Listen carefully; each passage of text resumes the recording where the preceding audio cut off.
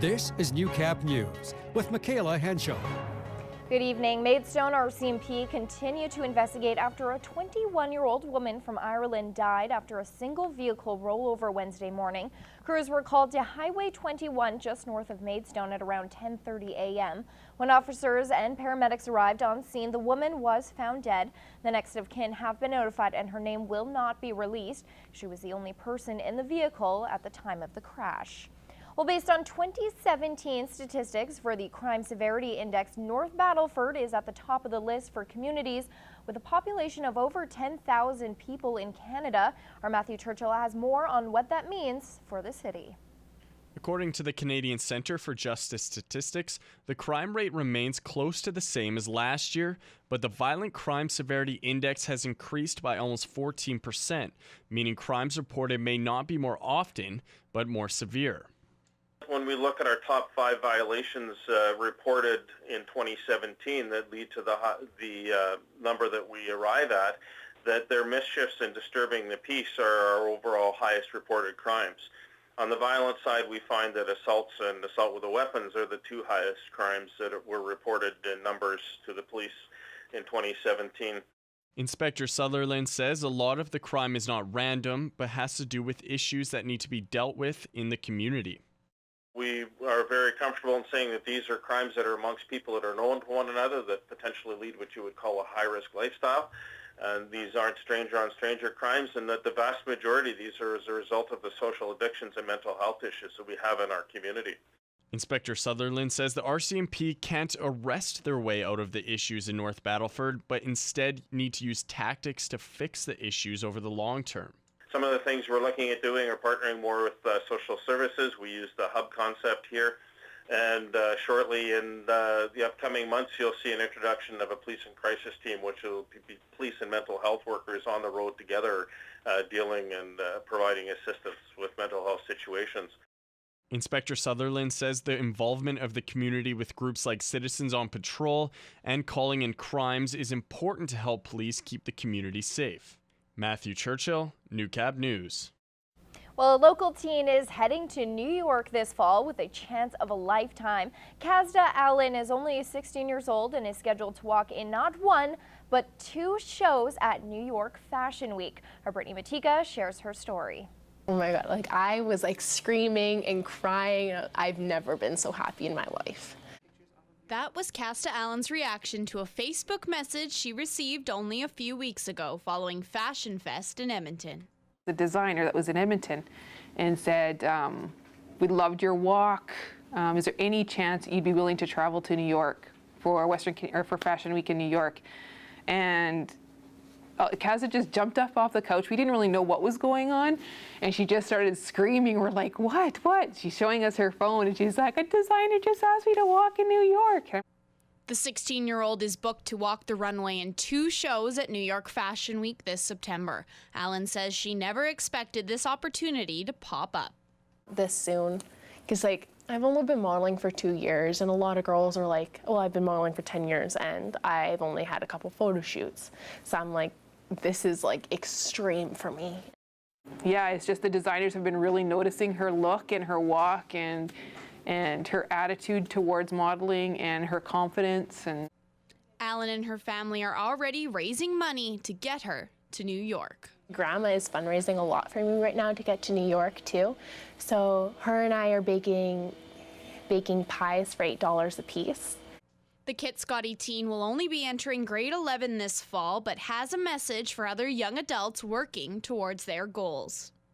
Be yourself, and people are gonna like you, people are gonna hate you, but who cares if you're you? You're gonna have people that are gonna bring you down, but you just gotta rise above that. Allen says the support she has received from her family and friends has been incredible, and she can't wait to see what other opportunities come her way. Brittany Matika, Newcap News.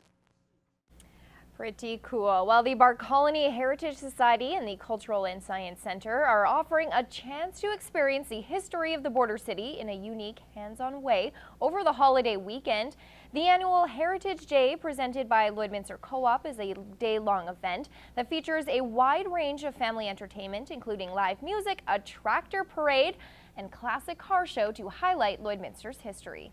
No, it's not too bad. Lloydminster was built by the pioneers. They, came here in the early 1900s, and what we see here today is what they worked hard to create.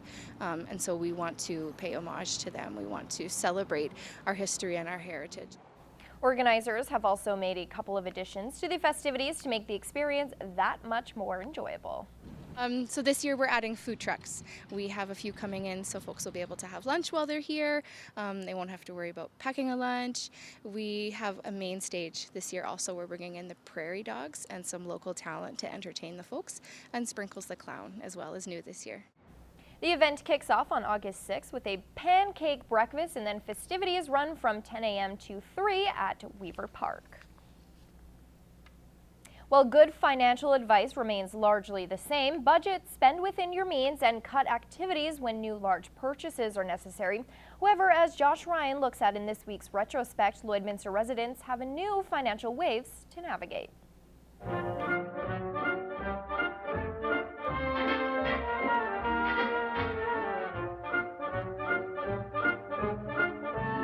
Of course we want to have it all. Life should be enjoyed. Work hard, play hard, but be careful. Don't get carried away.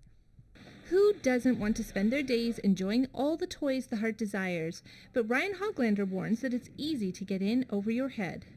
The most common way is probably overspending, people going above their means. Even though you can kind of stay within a certain percentage, you should still stay quite a bit below that because most people push the limits. Even though it can feel overwhelming, it is possible to get out of debt. They pay down the highest interest credit card or loan that there is, paying the minimum amount on all the other ones, and always paying that minimum amount, and then slowly working down into those lower interest ones. It's not necessarily a bad thing. After all, owning a car or having a mortgage means being in debt, but it's about being in control of your debt. Just staying within your means, not going above and beyond that, not keeping up with the Joneses, staying inside of that and just managing what you have and always making those minimum payments. 7 years later, general financial advice remains the same. Those rules still apply today. You should sit down and do a budget for yourself at least once a year. While living within your means is still basic common sense for financial practice, there are new challenges in the 2018 economy, particularly for homebuyers. Stress tests and other things that make it harder for Canadians to obtain a mortgage for their house. So that interest rates have also gone up substantially the last few years, which makes it less attractive to buy first-time homes. Residents often increase their savings by spending less time eating out at restaurants and limiting their entertainment purchases. And for some, travel could soon also take a back seat. With gas prices now well over $1.30, traveling might take a drop because of that too. For This Week in Retrospect, I'm Josh Ryan. Retrospect this week is brought to you by Webb's Ford. Worth your while to drive the extra mile. Webb's Ford in Vermillion. All right, well, another movie night is on the agenda in St. Paul. Here's Toasty from Real Country's 97.7 with your details in What's Happening.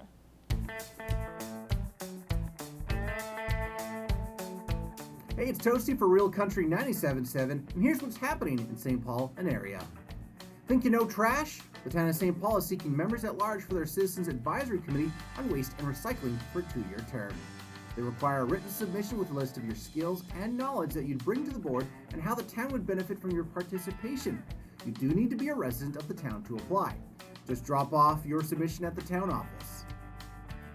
You want to host a block party and get to know your neighbors while having some fun? The town of St. Paul FCSS wants to give you some help with that. Through their neighborhood party program, on behalf of your neighborhood, apply for up to $150 a year for a block party. Contact the town FCSS at 645-5311. There's another movie night from the County of St. Paul and Elk Point FCSS on Wednesday. Head to Stony Lake for an evening of a screening of a book-turned-movie, Peter Rabbit. The movie is expected to start at dusk, so make sure you bring something to sit or lie upon if you want to enjoy the movie. Show up early to get a good spot. There's just a week left to get your team together for the Saddle Lake Boys and Girls Club and Saddle Lake Minor Hockey 3-on-3 ball hockey tournament. If you think the trophy and other prizes have your name on it, prove it. Boys and girls aged 8 to 18 can put together a team for the top honor. You have until Tuesday next week to sign up for this. Get your team registered. You can pick up your registration form at Saddle Lake Youth Center. And finally, registrations are open for you to fight MS by golfing. The Lakeland MS Society Golf Tournament is August 17th at the St. Paul Golf Course. Teams of 4 can sign up for $400, which gets you dinner, a power cart, and a round of golf for this Texas Scramble Shotgun Tournament. If you don't have a team of 4, you can sign up as solo. Find these events and more at our website, realcountrystpaul.ca. If you have an event you'd like us to feature on What's Happening, email me at toasty@realcountry.ca. Well, the 112th annual Vermillion Fair kicks off this Thursday. Our CTC Comer sat down with the president of the Vermillion Agriculture Society to see what's planned for this year. And how many people do you usually get for attendance? Usually we aim for about 25,000 over the 3 days. Yeah. So it's definitely a big crowd. Weather depending? Oh, definitely weather depending. So here's hoping it's going to be a I completely hope so. good yes. weather day. Yes. All right, some of the usual suspects, I guess, that are with the fair. One thing that we talked about was the old McDonald's barn. Can you tell us a little bit about what the premise of that is?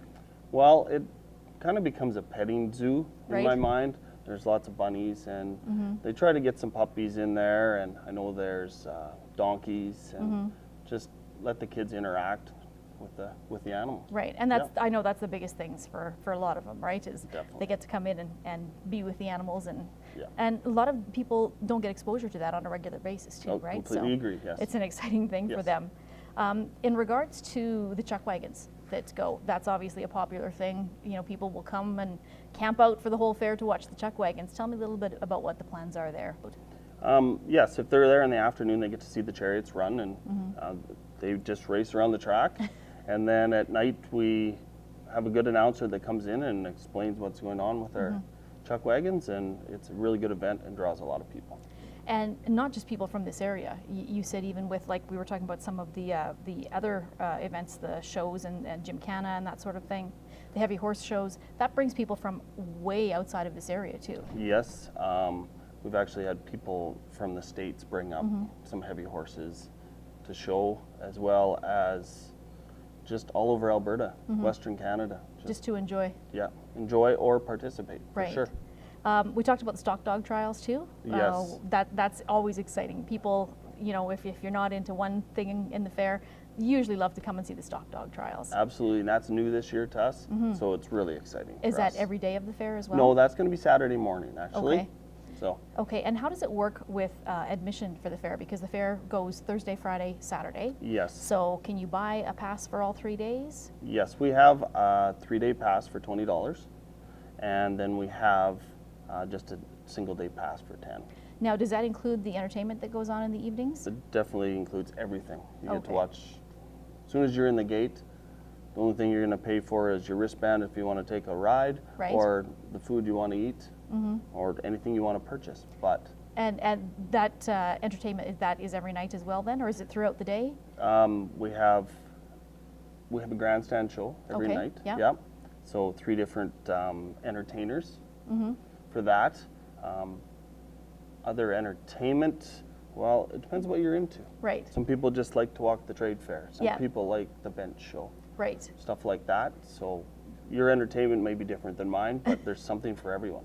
And the trade show itself, that's something that's been a staple there every year. And I know walking through, there's everything. There's, you know, you've got baked goods in there, you've got jewelry, there's really a mix of everything. And I assume that that's people from all around the area as well too. Absolutely, yes. And it fills up fast, which is encouraging. Yeah, But I think the people that come through the gate really helps the people that want to show. right. Yep. And the rides themselves, it's West Coast Amusements, is that Yeah, correct? West Coast Amusements is back again this year with a couple new rides, so that's exciting. So kind of basically the standard rides though usually, right? Like there's, you know, something for the little kids, there's something also for the bigger kids that don't want to go on the little spinning teacups or whatever the case may Absolutely. be. Yes. Yep. Well, you know, Jay, this sounds like a really great event. I've been out a couple of times and enjoyed it.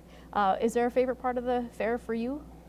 Oh, I would probably say the tractor pulls. Oh yeah, We yeah. have both vintage tractor pulls and modified. So, and modifieds are definitely a big crowd pleaser. And then to end the event, as per usual with most of these fairs, a great fireworks display. Definitely a great fireworks display. Yeah. What time does that usually start? Do you just wait till dark, or is there... It's about 11 o'clock on Saturday night. Okay. Yep. All right. Well, I want to thank you for joining me today, Jay, and I wish you a successful fair and good weather. We'll make sure that our weather person has that all set out for you. So good luck and thank you so much. Thank you. All right, well, the first of 3 markets with the Chamber of Commerce gets underway later this week. With those details and more, here's Boom's 103.5 Scott Mitchell.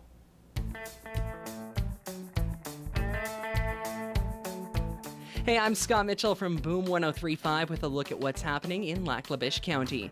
The first of 3 markets with the Lac La Biche District Chamber of Commerce downtown is happening on Thursday night between 5 and 8 p.m. There will be chamber members with extended store hours, sidewalk sales, and special deals, as well as stuff from non-members and home-based businesses. There will be a special market set up in the Value Drug Mart and Twin Tell parking lots, as well as a bingo game where you can win some exciting prizes from our participating businesses. If you want to get more details or to register, email manager@llbchamber.ca. All July long, the Lac La Biche Golf and Country Club is offering free golf to those 16 and under with a paying adult. It's a great way to try golf for the first time. And on top of that, Tuesdays between 10 a.m. and 2 p.m. all summer long, it's 2-4 Tuesdays, which means you get a 9-hole round of golf with a power cart for just $24. How awesome is that? Get your details and book your tee time at golflaclabiche.com. It's Midsummer Sports Days happening on August long weekend, and registration is still being accepted for all the sports involved with this. You can head on over to laclabicheminerball.com to register using Visa, MasterCard, or e-transfer. On top of that, there will be a sports zone with fun games for all ages, concessions, and pancake breakfasts, and this does go to benefit many community organizations in Lac La Biche. If you have an event you would like us to feature on What's Happening, email me the details 1 week in advance to scott@boom1035.com.